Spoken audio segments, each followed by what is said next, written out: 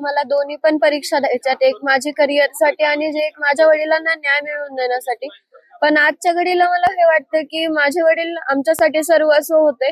म्हणजे त्यांना आज माझी परीक्षा जरी बाजूला राहिली तरी आमचं हे पहिलं पाऊल आहे की माझ्या वडिलांना न्याय मिळवून द्यायचा आहे. त्यासाठी आंदोलन असेल किंवा वेगळी कोणती भूमिका असेल ती सुद्धा घ्यायला आम्ही तयार आहोत. असं निदर्शनात येते की ज्यावेळेस गावकऱ्यांनी किंवा देशमुख कुटुंबियांनी काहीतरी एक ठोस पाऊल उचललं किंवा आंदोलन केलं त्यावेळेसच याच्यामध्ये या न्यायाच्या लढ्यामध्ये कुठेतरी सक्रिय पाऊल उचललं जात आहे. मसाजोग येथे संतोष देशमुख यांना न्याय मिळावा यासाठी अन्नत्याग आंदोलन गावकरी आणि संतोष देशमुख कुटुंबियांनी सुरू आहे. आणि यामध्ये धनंजय देशमुख आहेत आणि त्यांच्या घरातील काही लोक आहेत. आपल्यासोबत धनंजय देशमुख आहेत, त्यांच्याशी आपण चर्चा करूया. हे आंदोलन कधीपर्यंत चालेल आणि काय निर्णय असेल पुढचा. धनुभाऊ, जो आता निर्णय आलेला आहे, तुमच्या 7 मागण्यापैकी एक मागणी सरकारने मान्य केली अशी चर्चा आहे, ती तुमच्यापर्यंत देखील आली. काय उज्ज्वल निकमांची इथे नियुक्ती झाली या संदर्भात काय सांगाल?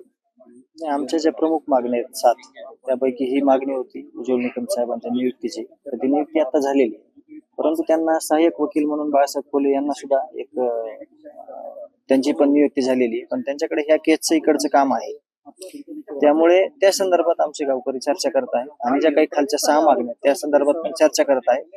आणि मग पुढील जी दिशा आहे ते गावकऱ्यांकडून समोर येईल. उज्ज्वल निकमांची नियुक्ती ही योग्य वेळी झाली आहे का? आम्ही तर खूप दिवसापासून मागणी करतो, पण आता झालीये तर त्याची नक्कीच मदत या सगळ्या केसमध्ये आरोपींना फासावर लटकेपर्यंत होणार आहे, हे मात्र निश्चित आहे. काल सुरेश दसांनी देखील मुख्यमंत्र्यांची भेट घेतली अशी चर्चा आहे. तुमचं काही बोलणं झालं होतं का सुरेश दसांसोबत त्या संदर्भात? पत्र दिल्यानंतर आम्हाला निरोप आला होता की पत्र दिलंय आणि सरकारला या गोष्टीवर गांभीर्याने घ्या आंदोलनाकडे, असं देखील त्यांनी आम्हाला सांगितलं. आता या आंदोलनाची पुढची दिशा काय असेल? का आंदोलन आज हे थांबणार आहे का? याचं आंदोलन थांबणार नाही आणि पुढील दिशा हे गावकरी ठरवतील. आता SP साहेबांशी देखील तुमचं बोलणं झालं, जे अधिकारी होते ते देखील इथं आले होते, त्यांच्यासोबत देखील चर्चा झाली. आणि काय चर्चा झाली आणि काय बोलणं झालं? SP साहेबांसोबत आज नाही चर्चा झाली, काल झाली. आज त्यांनी त्यांच्याकडून जे निरोप घेऊन आलेले आहेत, जी काही चर्चा झाली ती मला सांगत होते. आम्ही त्याच्यावर देखील चर्चा करणार आहोत. आपल्यासोबत वैभवी देखील आहे, वैभवी देखील विचारू. वैभवी, काय तुझी परीक्षा चालू आहे, एक पेपर राहिलेला आहे आणि तू इथे आंदोलन स्थळी देखील बसून आहेस. त्याची आंदोलन करायची वेळ म्हणजे आली ही खूप दुःखद गोष्ट आहे की ज्यावेळेस आमच्या घरातीलच व्यक्ती जाऊन त्यासाठी आम्ही न्याय मागतोय, त्यासाठी आम्हाला हे वेगवेगळे पाऊल उचलावे लागतील. जसं की आज हे अन्नत्यागाचं आंदोलनच आहे. तर त्यासाठी माझी प्रशासनाला एक विनंती आहे की ज्या आमच्या मागण्या आहेत त्याची तुम्ही लवकरात लवकर अंमलबजावणी करा. या सगळ्या याच्यामध्ये तुझा अभ्यास आहे, तुझी परीक्षा आहे, तुझे आतापर्यंतचे झालेले पेपर हे कसे गेले आणि आता उद्याचा जो पेपर राहिला आहे त्याचा अभ्यास, हे आंदोलन आणि हे सगळं जे घरातलं वातावरण आहे, यामध्ये तू या दडपणामध्ये तू पेपर देतेस. तुझं उद्याचं करिअर देखील याच्यावरती अवलंबून आहे आणि एकीकडे वडिलांना न्याय मिळावा देखील यासाठी देखील तू इथे अन्नत्याग आंदोलनामध्ये सहभागी आहेस.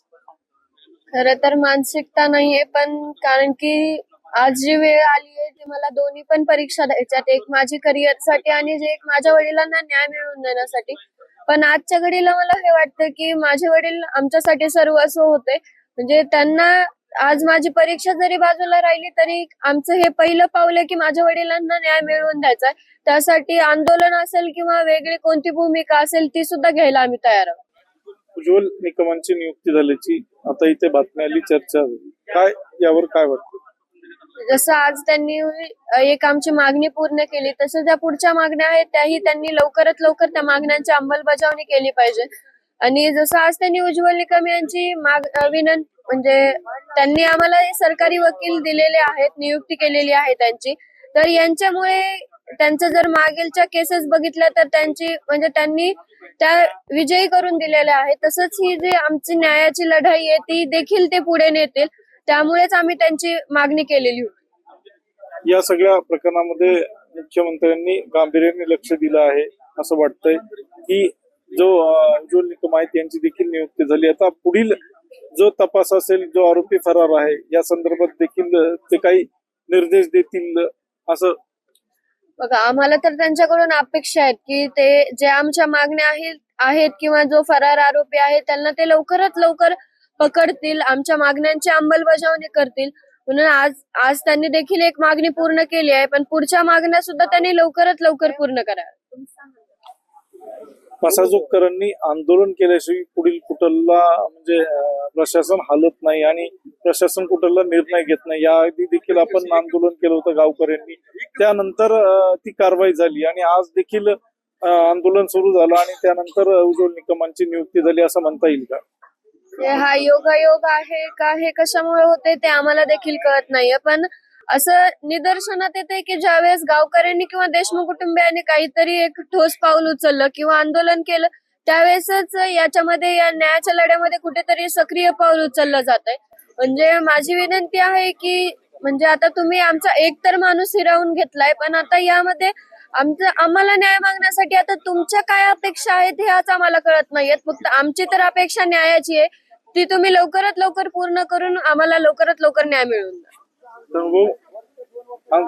गावकरी आणि तुम्ही आंदोलन केल्यानंतरच सरकार हलतंय असं दिसतंय का? योगायोग आहे आमचा आंदोलन आणि जे काही मागण्या आहेत त्यांचा का म्हणजे काय त्याच्यात आपल्याला कसं बोलता येईल, परंतु या न्यायाच्या आंदोलनामध्ये न्यायाच्या मागणीसाठी आम्हाला जे करावं लागेल आणि जे ज्या वेळेस करावं लागेल त्यावेळेस आम्ही कुठेही मागे थांबणार नाही. आम्ही ते आंदोलन करत राहू आणि आमच्या मागण्या पूर्ण करत राहू आणि आम्ही न्याय घेऊन येऊ. या अगोदर देखील आपण पाण्याच्या टाकीवर चढून आंदोलन केलं, त्यानंतर वाल्मिक कराडावरती कारवाई झाली आणि आज उज्ज्वल निकमांची नियुक्ती झाली. हे आंदोलन कालपासून सुरू आहे, 24 घंट्याच्या पुढे होत आले. त्यामुळे तर हे सगळं म्हणजे आंदोलन केल्याशिवाय सरकारला जाग येत नाही किंवा प्रशासनाला जाग येत नाही, हे यातून दिसतंय.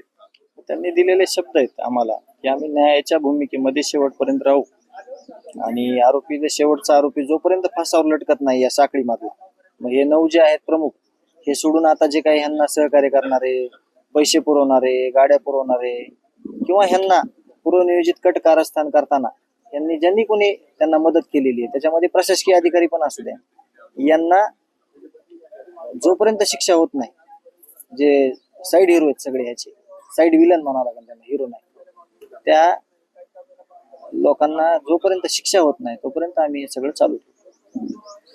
या लढ्यामध्ये जोपर्यंत ज्या आरोपींना रसद पुरवणारे असतील, मदत करणारे असतील किंवा ज्या अधिकारी असतील, या सर्वांवरती कारवाई झाल्याशिवाय आणि यांना जेलमध्ये टाकल्याशिवाय देशमुख कुटुंब स्वस्थ बसणार नाही आणि शेवटपर्यंत हे आंदोलन करणार असा ठाम निर्णय धनंजय देशमुख आणि त्यांच्या जे वैभवी देशमुख आहेत त्यांनी घेतलेला आहे. महाराष्ट्र ऑनलाईन साठी दीपक जाधव, बीड, मसाजोग.